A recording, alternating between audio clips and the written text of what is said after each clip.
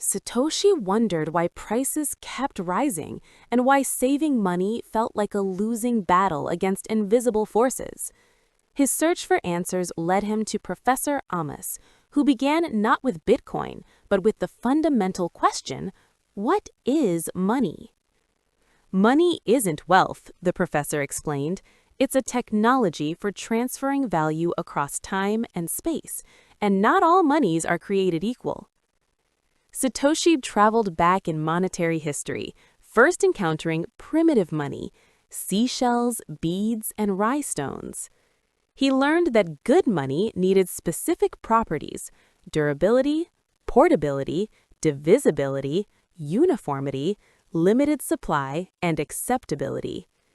Through trial and error across civilizations, one commodity emerged as the best money humanity had ever found: gold. The gold standard created an era of unprecedented peace, trade, and prosperity because it couldn't be easily inflated. Gold's hardness, its resistance to increased supply, forced governments to be disciplined and individuals to save for the future. Hard money encourages low time preference, the professor noted. When money holds value, people invest for the long term. Then came the 20th century's great monetary crime, governments confiscating gold and replacing it with paper promises. Fiat currency, money by government decree, had no natural scarcity, leading to the birth of the inflation dragon. Satoshi saw how fiat money encouraged high time preference, spending now because saving meant losing purchasing power. The 2008 financial crisis revealed the ultimate failure: banks creating money from nothing while taxpayers bore the losses. In that moment of crisis, the professor revealed, someone asked, what if money couldn't be printed at will? Enter Bitcoin, digital cash without a central bank, secured by cryptography and the laws of mathematics rather than trust in politicians. Bitcoin's genius was solving the double spend problem digitally, creating scarcity in the abundant digital realm.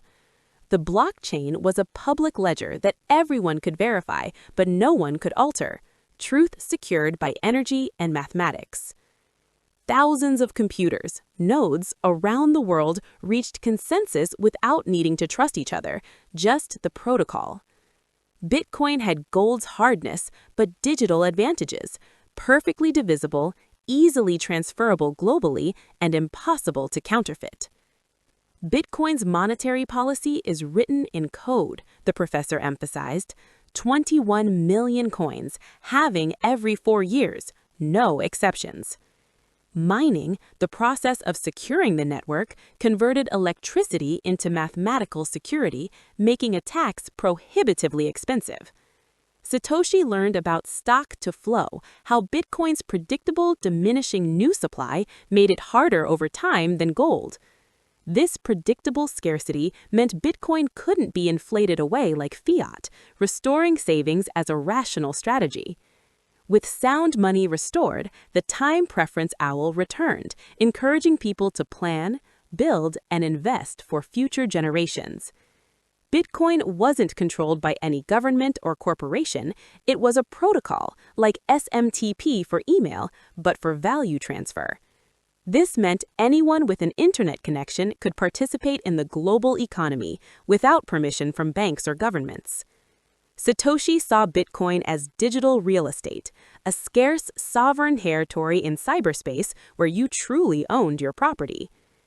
Bitcoin separates money and state, the professor declared, just as the printing press separated media and state centuries ago.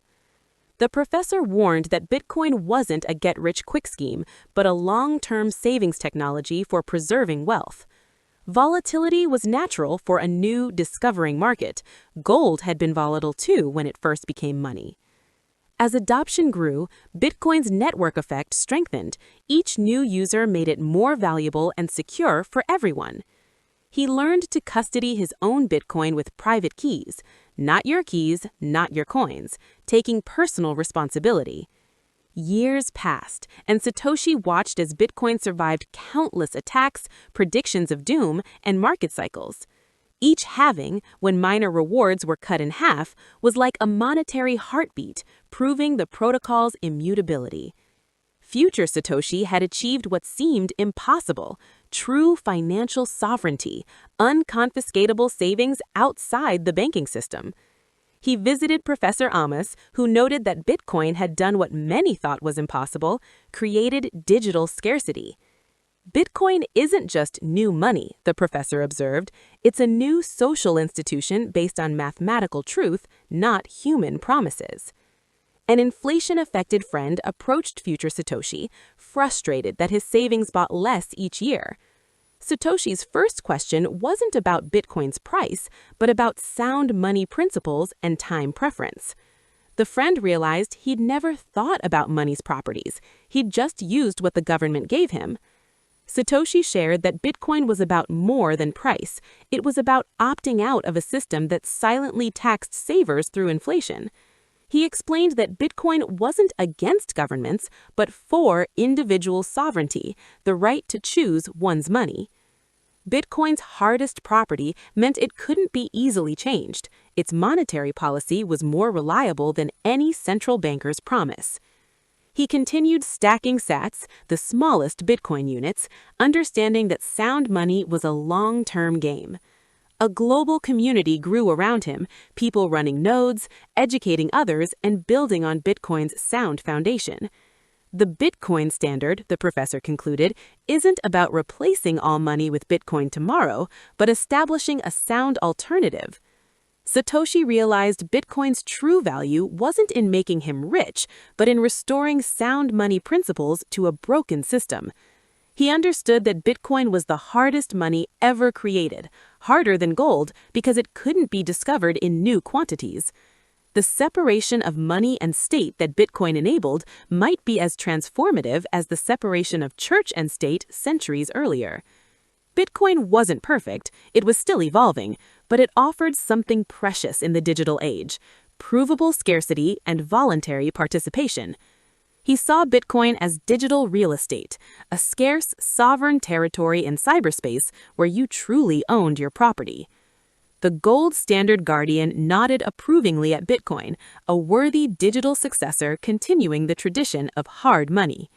And so, the monetary revolution quietly grew as more people discovered they didn't have to accept inflationary money, they could choose mathematical soundness and self-custody in the digital age.